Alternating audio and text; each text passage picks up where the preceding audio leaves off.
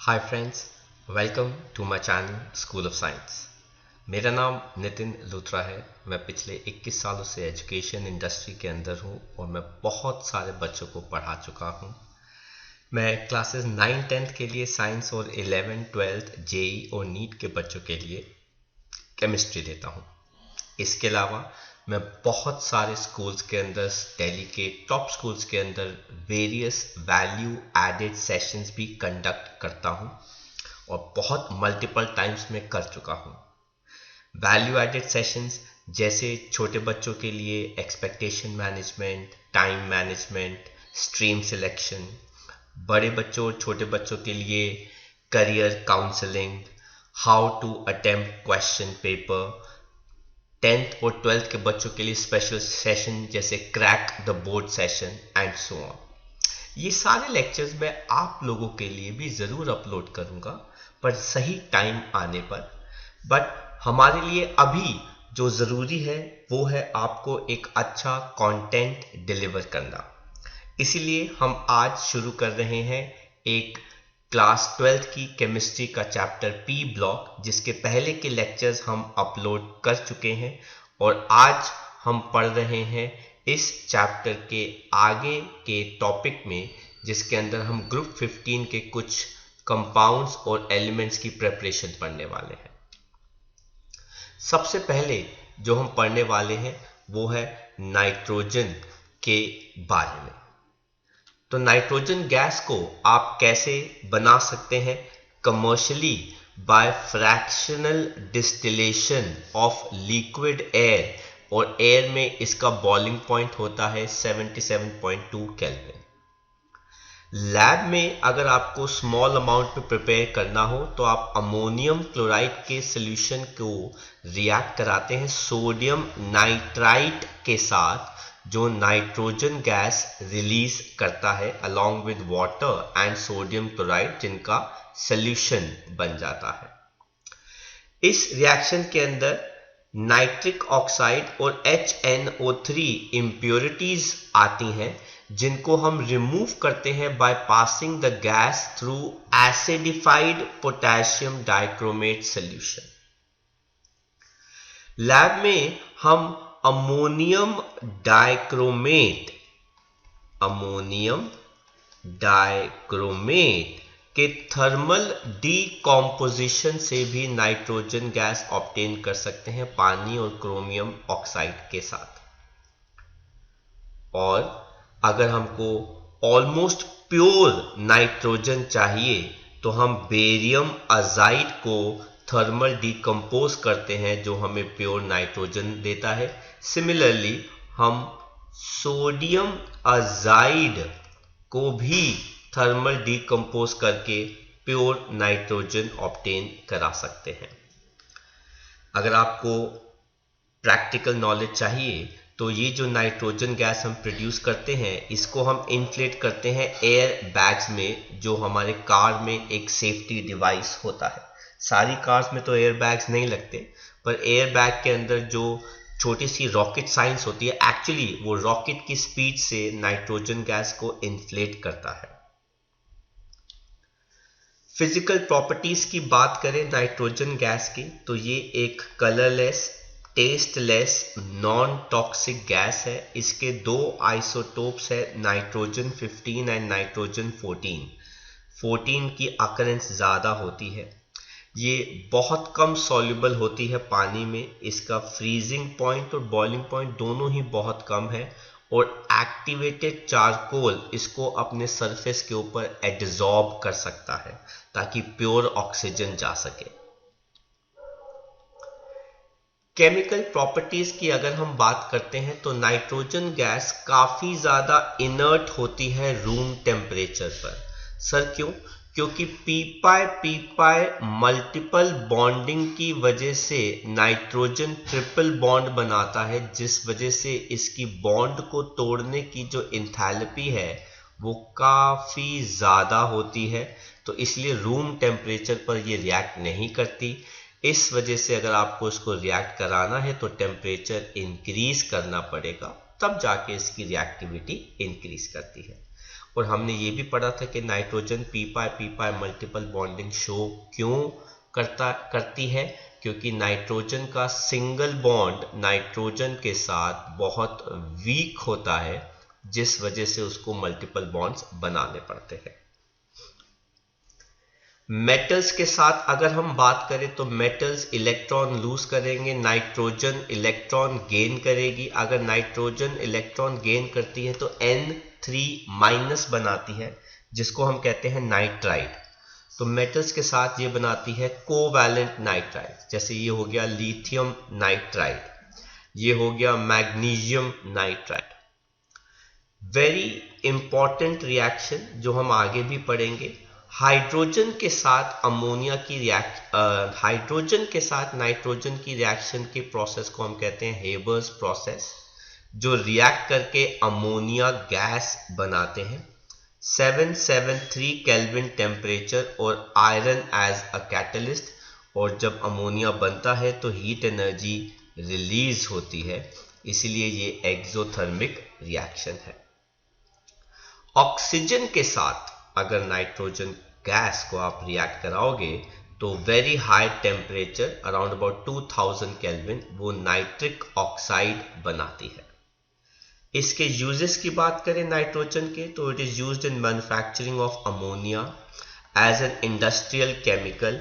ये inert atmosphere provide करती है आयरन एंड स्टील इंडस्ट्री के अंदर, ताकि और कोई एलिमेंट आयरन और स्टील के साथ रिएक्ट ना करे। एज अ रेफ्रिजरेंट हम इसको इस्तेमाल करते हैं टू प्रिजर्व फूड आइटम्स और बायोलॉजिकल मटेरियल्स।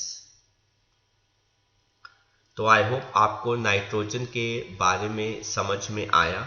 हमने उसकी प्रिपरेशन, प्रॉपर्टीज एंड यूजेस पढ़े। वो कहते हैं right the reaction of thermal decomposition of sodium azide.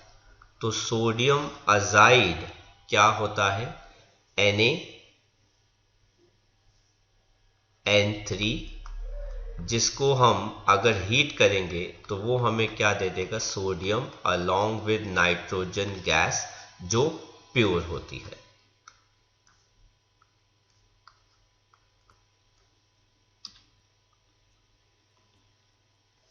वो कहते हैं नेक्स्ट क्वेश्चन एक्सरसाइज का 12th, नाइट्रोजन एग्जिस्ट करती है as diatomic molecule, but phosphorus जो है वो एज P4 सॉलिड एग्जिस्ट करता है। ऐसा क्यों?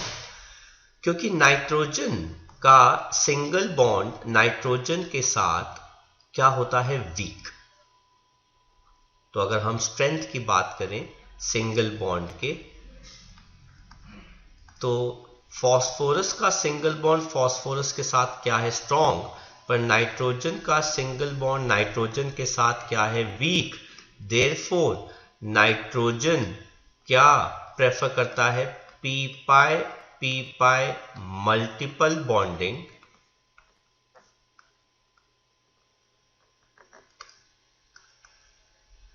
ड्यू टू विच, मतलब आपस की मल्टीपल बॉन्डिंग इतनी स्ट्रांग हो जाती है कि नाइट्रोजन मॉलिक्यूल दूसरों के साथ इंटरैक्ट शो नहीं करता या इंटरैक्शन शो नहीं करता।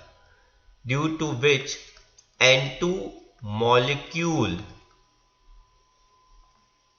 becomes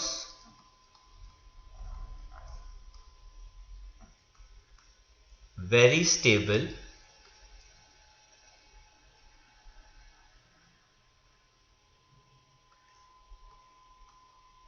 and does not interact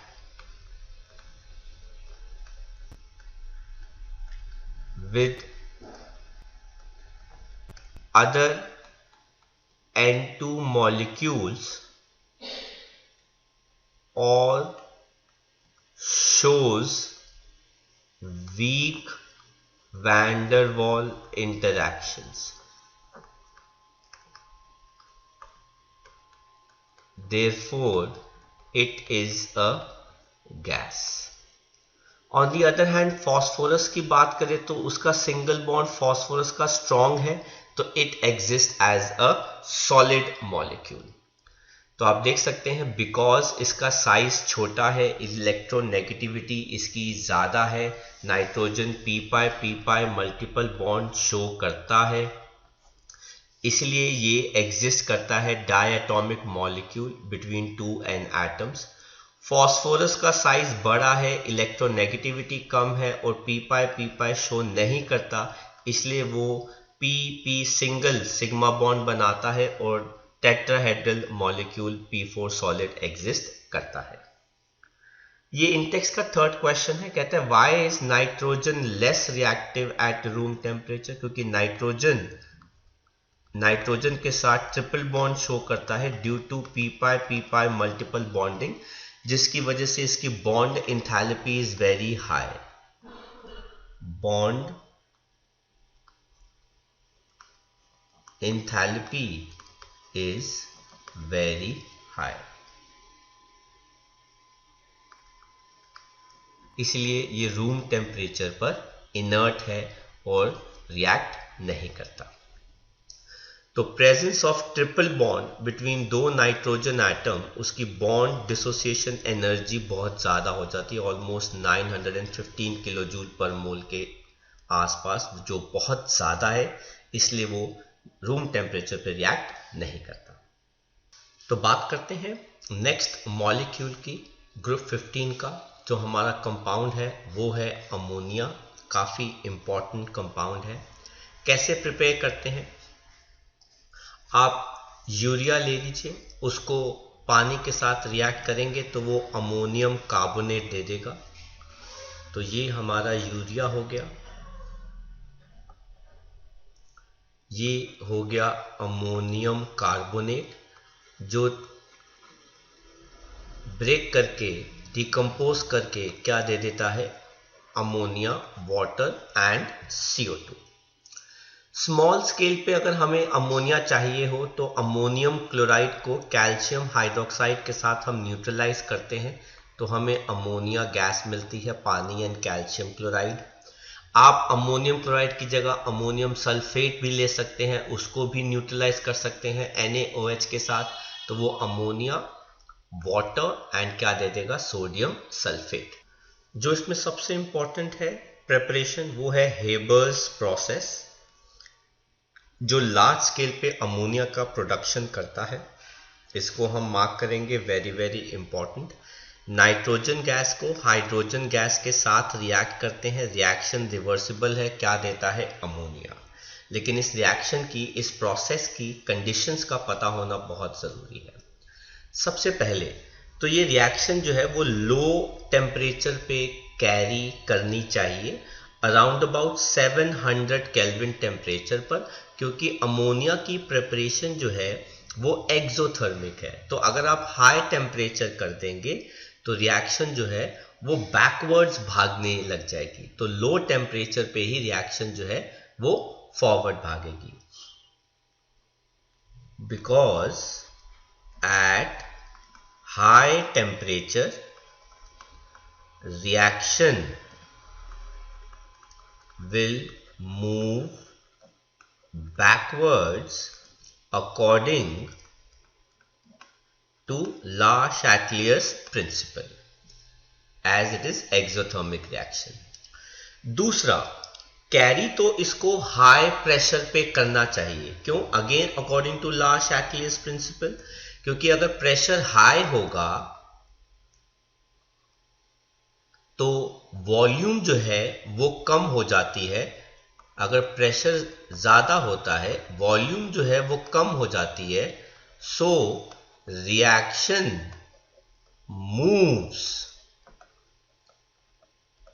towards lesser moles, मतलब उस डायरेक्शन में रिएक्शन मूव करेगी जहां पे मोल्स क्या होते हैं, कम होते हैं। तो इसका कॉन्सेप्ट जो है वो क्या आ जाता है, फॉरवर्ड रिएक्शन। बट ये एक सही तरीका नहीं होता, क्योंकि हेबर्स के जो असिस्टेंट थे उनकी जान चली गई थी, he died during this experiment, क्योंकि वो हाई प्रेशर पे रिएक्शन कर रहे थे, लेकिन एपरेटस हाई प्रेशर संभाल नहीं पाया और वो एक्सप्लोड हो गया, जिनकी वजह से ही डाइड। तो technically reaction is suppose to be carried at high pressure, पर हम इसको मॉडरेट प्रेशर पे करना प्रेफर करते हैं। तो जैसे यहाँ पे लिखा हुआ उन्होंने 200 इंटू 10⁵ पास्कल, तो आप इसको 200 ATM के आसपास लिख सकते हैं। तो हाई प्रेशर पे रिएक्शन जो है वो कहाँ भागती है, फॉरवर्ड, क्योंकि फॉरवर्ड में ही इस डायरेक्शन में ही मोल्स कम हो रहे हैं। कितने हैं, 2 मोल्स। लेकिन अगर आप रिएक्टेंट साइड में देखोगे, नाइट्रोजन के 1 मोल्स, हाइड्रोजन के 3, तो टोटल मिला के कितने हो गए, 4 मोल्स। तो हाई प्रेशर पे रिएक्शन मूव्स फॉरवर्ड। और जो थर्ड हमारी कंडीशन इसके अंदर आती है वो है कैटलिस्ट। आयरन ऑक्साइड इसके अंदर कैटलिस्ट लिया जाता है। आप देखते होंगे रिएक्शंस में आयरन लिखा हुआ होता है। आयरन और ऑक्साइड्स जो होते हैं, आयरन के ऑक्साइड भी एज ए कैटलिस्ट इस्तेमाल किए जाते हैं, along with potassium oxide, aluminium oxide, या फिर मोलिब्डेनम को हम क्या यूज करते हैं, एज ए कैटालिटिक प्रमोटर। तो कैटलिस्ट भी है और कैटालिटिक प्रमोटर भी है इसके अंदर। तो कंडीशंस अमोनिया की प्रिपरेशन की काफी इंपॉर्टेंट है, तो आपको इसका ध्यान रखना होगा, क्योंकि अक्सर कंडीशंस भी पूछी जा सकती हैं। नेक्स्ट हम बात करते हैं इनकी फिजिकल प्रॉपर्टीज की।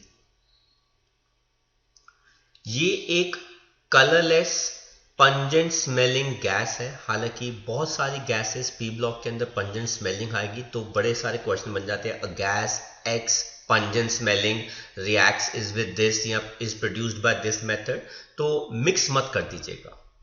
कहते हैं it brings tears in eyes, air से हल्की है, पानी में सॉल्युबल है, इजीली लिक्विफाई कर जाती है, और ये नेचर में काफी ज्यादा बेसिक है। सर क्यों? क्योंकि अमोनिया को अगर आप पानी में डालते हो, एक तो वो डिसॉल्व भी हो जाती है पानी में, और वो अमोनियम हाइड्रोक्साइड देती है, जो स्प्लिट करके अमोनियम आयंस और OH नेगेटिव आयंस दे देता है, इसलिए गैस बेसिक है नेचर में।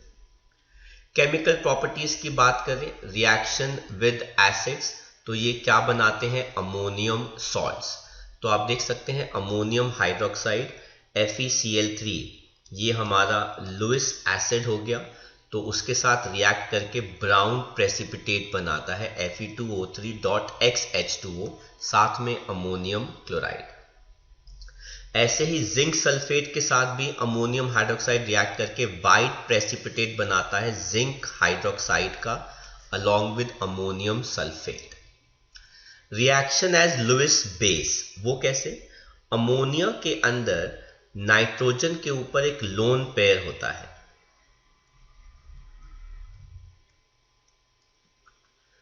ऑफ इलेक्ट्रॉन, जो डोनेट कर सकता है, इसलिए ये क्या एक्ट करता है, एज अ लुइस बेस। तो ये लुइस एसिड जैसे BF3 के साथ कंबाइन कर जाएगा, अपना ये लोन पेयर इसके साथ देगा, तो आप देख सकते हैं कि यहां पे ये डेटिव या क्या बना रहा है, कोऑर्डिनेट बॉन्ड। तो ये डेटिव या क्या हो गया, कोऑर्डिनेट बॉन्ड, तो ये आपका सॉल्ट हो गया। ऐसे ही blue colour of copper sulphate है ना, तो आप इस रिएक्शन को ऐसे भी लिख सकते हैं, कॉपर सल्फेट सॉल्यूशन का कलर जो है वो क्या होता है, ब्लू कलर। जब आप उसमें अमोनिया पास करते हैं एक्वस, तो वो एक कॉम्प्लेक्स बना लेता है, तो वो कॉम्प्लेक्स का कलर जो है वो ब्लू से क्या हो जाता है, डीप ब्लू। तो कॉपर के साथ अमोनिया, साथ में आ गया SO4 एक्वस। तो आप अगर चाहो तो आप इसको as a test for ammonia भी यूज कर सकते हैं रिएक्शन को, क्योंकि वो कॉपर सल्फेट के ब्लू कलर को किसमें बदल रही है, डीप ब्लू कलर के अंदर। तो ये हम टेस्ट के फॉर्म के अंदर भी इस्तेमाल कर सकते हैं। इसके अलावा सिल्वर आयंस और क्लोराइड आयंस आपस में रिएक्ट करके सिल्वर क्लोराइड का वाइट प्रेसिपिटेट देते हैं, जो फिर अमोनिया के साथ रिएक्ट करके कॉम्प्लेक्स बनाते हैं। तो ये देखिए, ये वाइट पॉइंट नहीं है, ये वाइट प्रेसिपिटेट है सिल्वर क्लोराइड का, जो अमोनिया के साथ क्या बना रहा है, कॉम्प्लेक्स, जो नेचर में क्या है, कलरलेस। तो ये भी as a test for ammonia इस्तेमाल किया जा सकता है। हालांकि हमारे पास अमोनिया के बड़े सिंपल टेस्ट हैं, पर हम उसको इस्तेमाल कर सकते हैं।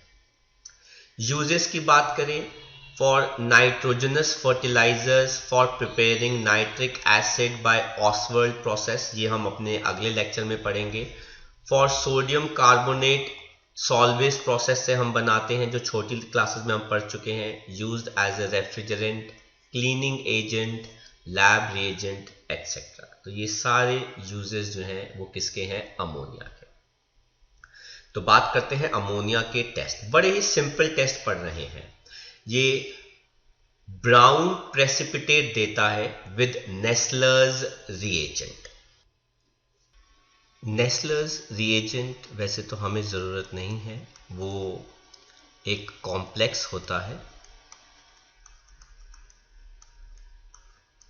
Potassium tetra iodo मर्क्यूरेट, right. तो इसके साथ वो रिएक्ट करके इन KOH, तो हमारे पास KOH भी होता है, साथ में हमारे पास क्या आ गया, अमोनिया, जो एक ब्राउन कॉम्प्लेक्स देता है। एक कॉम्प्लेक्स होता है जो ब्राउन कलर का होता है। तो reaction serves as a test. इसके अलावा आप ड्रॉप ऑफ HCl डाल दो तो डेंस वाइट फ्यूम्स बन जाते हैं अमोनिया के। तो ये रिएक्शन भी सर्व करती है as a test for ammonia. तो देखते हैं, कहते हैं हाउ, इन टेक्स्ट का 5th question, how does ammonia react with solution of copper 2 positive ions. अभी हमने पढ़ा था कॉपर 2 पॉजिटिव आयंस जो होते हैं वो सोल्यूशन में कौन से कलर के होते हैं, ब्लू कलर के। जब अमोनिया को हम उसके साथ रिएक्ट कराते हैं तो वो एक कॉम्प्लेक्स बनाते हैं जिसका कलर क्या होता है, डीप ब्लू। तो ये कलर जो है वो क्या हो जाता है, डीप ब्लू। तो this is the reaction of ammonia with copper ion solutions. कहते हैं mention the conditions required to maximise the yield of ammonia. तो टेम्परेचर कितना होना चाहिए, 700 केल्विन। प्रेशर कितना होना चाहिए, 200 ATM के आसपास। कैटलिस्ट कौन होता है, आयरन या आयरन का ऑक्साइड।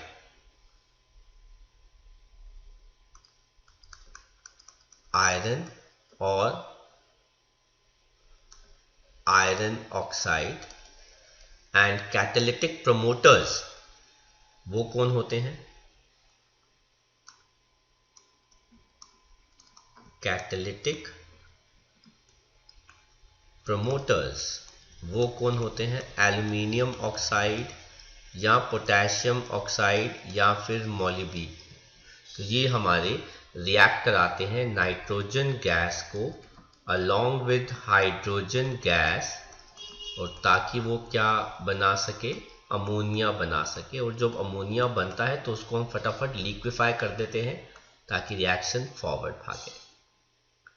तो ये हमारे कुछ क्वेश्चंस थे जो हमने इस कॉन्सेप्ट के हिसाब से।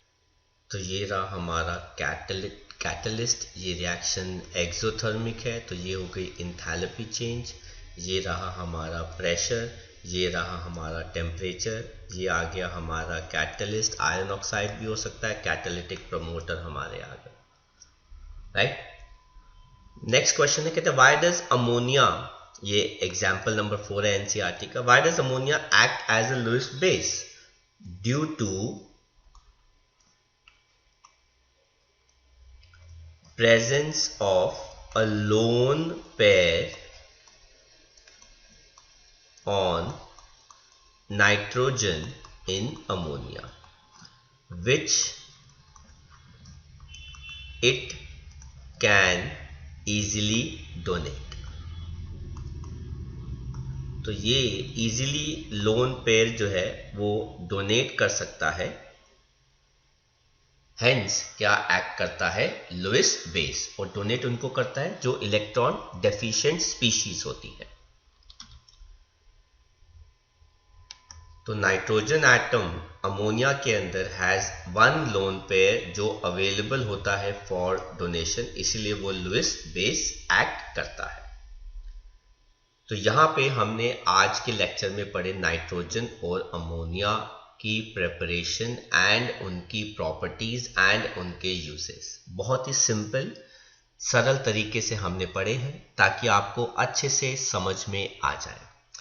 अगर आपको ये लेक्चर समझ में आया है तो जाहिर सी बात है इसको ज़रूर लाइक कीजिएगा। कोई भी कमेंट आपका हो ज़रूर शेयर भी कीजिएगा। हम अपने आप को इम्प्रूव करना चाहते हैं, बेस्ट टू बेस्ट बनाना चाहते हैं, तो आपके कमेंट्स हमारे लिए काफ़ी वैल्यूएबल होते हैं।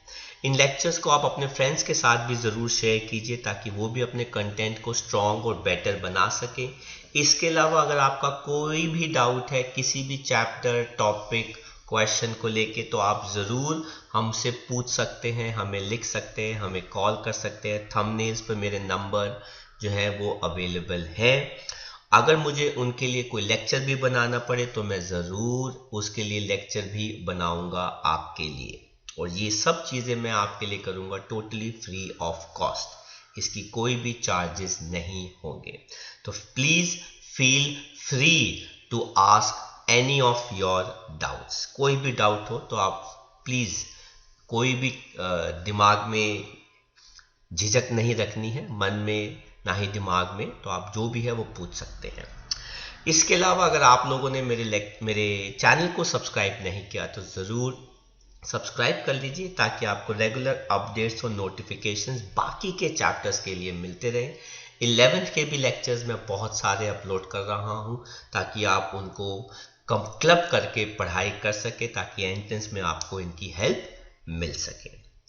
तो हम ज़रूर जल्दी मिलेंगे अपने नेक्स्ट लेक्चर के साथ। Till then take care, study hard, bye bye from school of science.